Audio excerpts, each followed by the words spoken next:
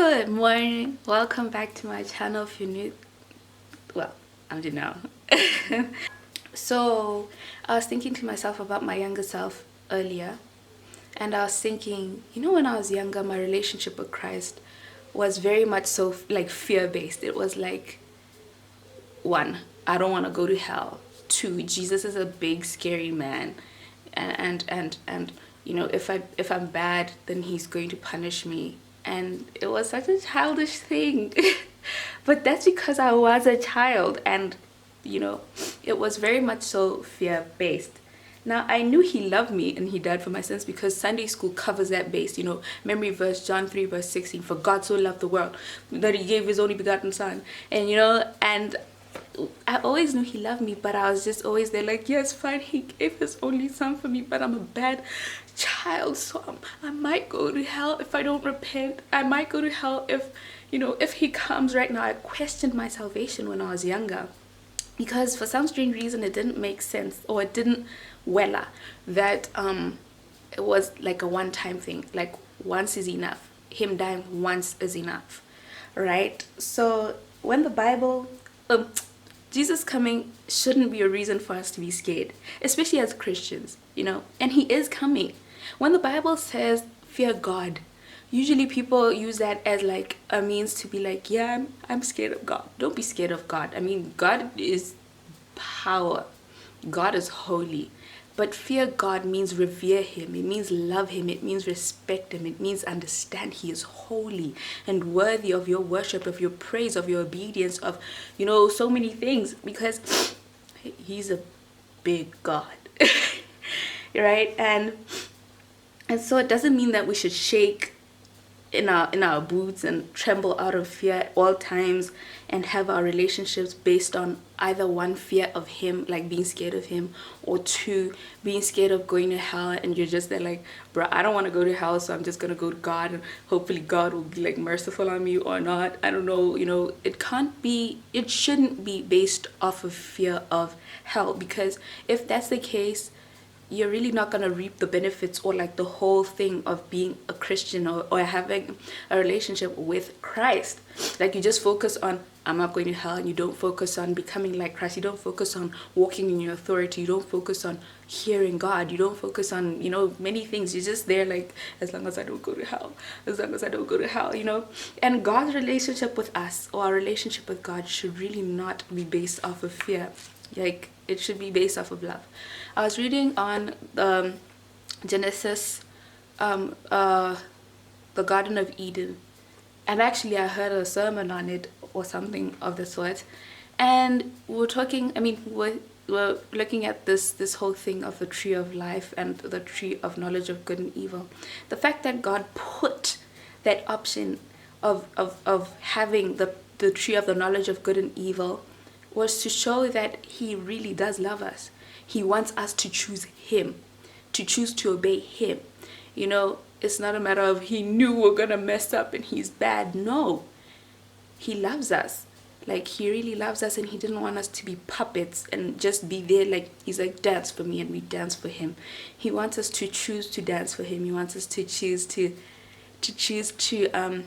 worship him and like pursue him, right? Because if you think about it, you can be like, he's so bad. Why did he choose to put the tree of knowledge of good and evil? It's also like, why did he choose to put the tree of life in there? Like, we keep forgetting that he put like options. He gave us options because he loves us.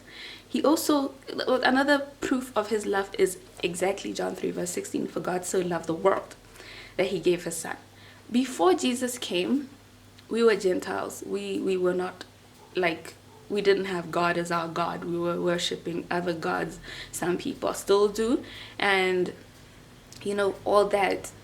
But when Jesus came, when he died, when his blood was poured out, it was poured out for me and you and every single one around the world. It's like salvation is very freely given, grace, freely given. And that tore the veil, so we can now hear from God, we can speak to God, we can actually have fellowship with God, and we have God through the Holy Spirit living within us. We didn't have those privileges He loved us so much that he gave his only son. Can you imagine? To a people who keep falling back into the same sin sometimes, who keep messing up, and once was enough. Because when you look at it, back in Leviticus, I think it was, I'm not sure which book it is, God had given them rules of atonement. You mess up, you get a goat, you get a sheep, you kill it, you slaughter it, you burn it, sacrifice, you wear sackcloth, you do all these things. The community had to have a scapegoat and put all their sins and symbolically send it out. And God got annoyed at the fact that this keeps happening and it's not enough. It's not making me feel good about these people. It's not enough. So he gave us Jesus, who knew no sin at all. Like every single temptation that you've been through, he probably did go through the same. You know, women stepping up to him like, hey, what's up? And he didn't. You know, he probably was angry, wanted to kill at some point. He probably, wanted to lie or slander, but he didn't. Well, maybe he didn't want to because he's God. But I mean, he had the option to sin because he was completely human and completely God. But let's focus on the fact that he was completely human. So he went through life exactly like we do, but in the old days, he didn't have Twitter or TikTok and stuff like that. But yeah, the temptations just keep evolving, but they're the same over time, over generations, and he knew no sin. So we shouldn't be afraid or motivated by fearing God, because Jesus was and is enough. His blood was shed and it's enough. So you don't have to go to every single altar call. Who's not a Christian here? We're not go and renew your salvation. But you were saved once. Jesus died once. That was enough to cover all your sins. Now work on, living as a Christian, living like Christ, So generally speaking, you're forgiven for the sins of your past, the sins of your future. But that is not a green light, a green card to be like, since you're a Christian, you can go around, you can go slander, you can go, fornicate, you can go kill, you can go steal, you can do whatever you want. No. On the contrary, it holds you at a higher, I don't know what to call it. And it means that, it means that you should be allowing yourself to be transformed from the inside. Because just like Lazarus, when he died, he was placed in the tomb, right? Salvation is basically you die to your old self and you rise as a new man with Christ.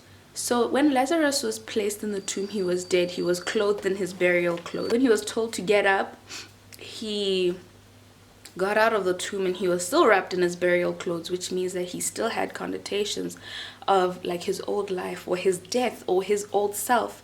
And he had to be unwrapped from those clothes, or those clothes had to be unwrapped off of him.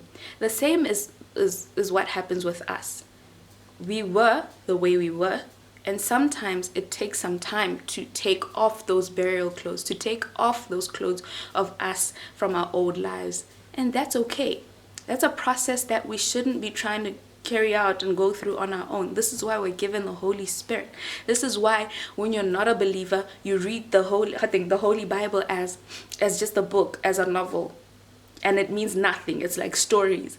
But then when you receive the Holy Spirit, he teaches you, he reveals things to you, he reminds you of things when you need to remember them, and you're just there like convicted and rebuked and stuff like that. And so it's important for us to be baptized in the Holy Spirit also, to be able to transform and like walk with Christ, and to be able to walk in our power and our authority. So yeah, guys, basics, I guess. So when you hear that Jesus is coming, my point for the day, you should be happy, you should rejoice, because it's a great day for us Christians. Anyway, the verse of the day today is Matthew 26:41. Watch and pray lest you enter into temptation. The spirit indeed is willing, but the flesh is weak. Be kind, be amazing, be the best version of yourselves.